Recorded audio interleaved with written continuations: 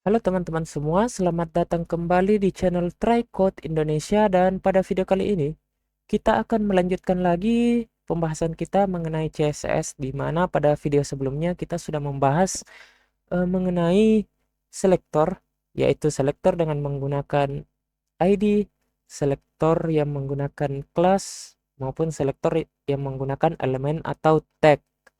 Dan di video kali ini kita akan membahas kembali mengenai selektor. Jadi teman-teman bisa buka kembali folder project CSS teman-teman.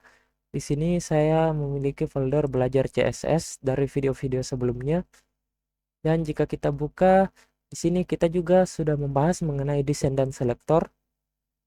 Dan di pertemuan kali ini teman-teman bisa copy saja folder dari pertemuan sebelumnya dan teman-teman paste di lokasi yang sama seperti ini. Tinggal teman-teman ubah namanya. Di sini teman-teman ubah menjadi pertemuan 8 dan di sini kita akan membahas mengenai direct descendant selector. Jadi kita akan membahas mengenai direct descendant selector seperti ini. Jadi teman-teman bisa langsung buka saja filenya ke dalam Visual Studio Code atau ke dalam kode editor apapun ya yang teman-teman gunakan. Nah, untuk welcome ini saya close dulu, kemudian ini juga saya close, dan kita masuk ke indeks HTML. Jadi, di indeks HTML ini kita sudah memiliki banyak elemen berupa kumpulan cerita. Yang pertama ada heading untuk judul dengan teks si kancil, kemudian dua buah paragraf, kemudian ada div lagi yang di dalamnya heading lagi dan dua paragraf lagi. Kemudian ini sama dengan yang sebelumnya. Kemudian ada div, paragraf, kemudian ada section seperti ini. Nah, di sini kita akan membahas mengenai kenapa kita perlu menggunakan selektor direct descendant. Jadi misalnya seperti ini. Ini kita buka dulu ke dalam browser. Nah, seperti ini ya, teman-teman. Jadi di sini ada si kancil. Kemudian ada dua buah paragraf, semuanya berwarna biru ya teman-teman untuk paragrafnya, kecuali paragraf di dalam section ini berwarna merah, yaitu paragraf yang ada di sini karena kita berikan kelas text red di mana pada bagian style text red ini kita berikan color red seperti ini, makanya dia berwarna merah. Kemudian kenapa kita perlu menggunakan direct descendant? Jadi seperti ini ya teman-teman, misalnya di sini untuk paragraf pertama ini saya biarkan seperti sebelumnya, tapi untuk paragraf 2 ini saya bungkus misalnya ke dalam section seperti ini dan tutupnya saya pindahkan ke bawah dan saya rapikan seperti ini. Saya save dan webnya kita refresh, maka paragrafnya masih tetap berwarna biru seperti ini. Jadi direct descendant selector adalah selektor yang dapat digunakan untuk menyeleksi elemen yang berada tepat satu tingkat di dalam elemen yang kita seleksi. Jadi misalnya di sini di bagian style kita tetapkan descendant selector itu div p, di mana di sini kita cari elemen p yang ada di dalam div. Nah, kita kembali ke HTML. Di sini ada elemen p yang berada di dalam elemen div. Di sini ada elemen p juga, tetapi dia juga masih berada di dalam elemen div. Nah, sedangkan untuk descendant, dia harus tepat satu tingkat di bawah atau di dalam dari elemen yang kita seleksi. Simbolnya itu kita bisa gunakan tanda lebih besar dari seperti ini. Kita save. Nah, jadi dia akan mengambil elemen paragraf yang berada tepat satu tingkat di bawah atau di dalam elemen div-nya. Jadi di sini ada div, kemudian di sini ada paragraf yang berada tepat satu tingkat. Beda halnya dengan paragraf yang ada di sini.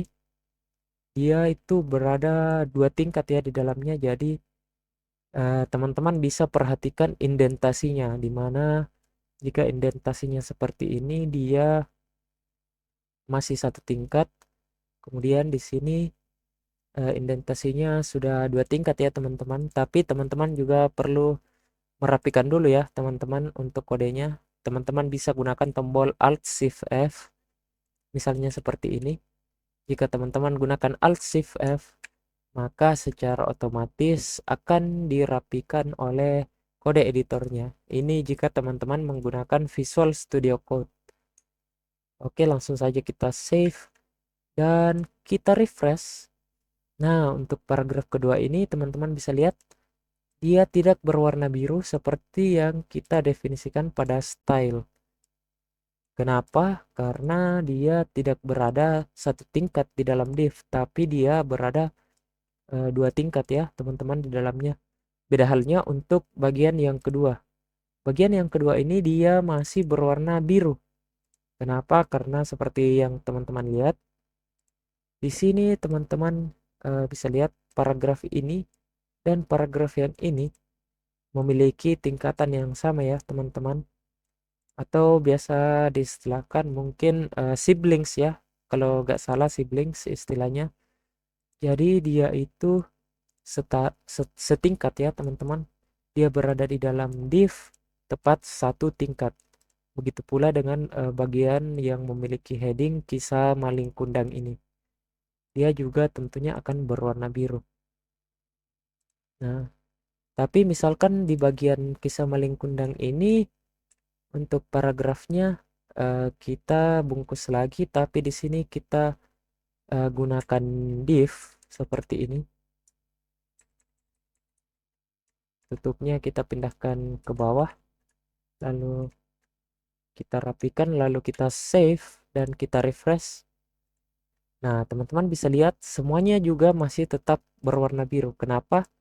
Karena di bagian style kita mendefinisikan elemen paragraf yang berada satu tingkat di dalam div, sedangkan di sini kita membungkusnya menggunakan div lagi ya teman-teman. Jadi elemen paragraf ini juga berada satu tingkat di dalam elemen div. Jadi div yang ini ya teman-teman yang digunakan, yang ini juga berada satu tingkat di dalam divnya yang ini. Jadi seperti itu ya teman-teman mengenai direct descendant selector. Jadi simple saja, semoga teman-teman paham dan teman-teman bisa mencoba-coba kembali mengenai direct descendant selector ini. Misalkan untuk mempercantik tampilan teksnya dan sebagainya. Karena seperti yang teman-teman lihat di sini bisa dibilang warnanya masih berantakan ya teman-teman. Teman-teman bisa rapikan, teman-teman bisa memilih warna lagi sesuai yang teman-teman inginkan. Jadi ini saya buat supaya teman-teman paham dulu konsepnya dan teman-teman bisa berkreasi sendiri. Jadi mungkin cukup sekian video kita kali ini, singkat saja dan semoga bermanfaat dan sampai jumpa di video berikutnya. Terima kasih.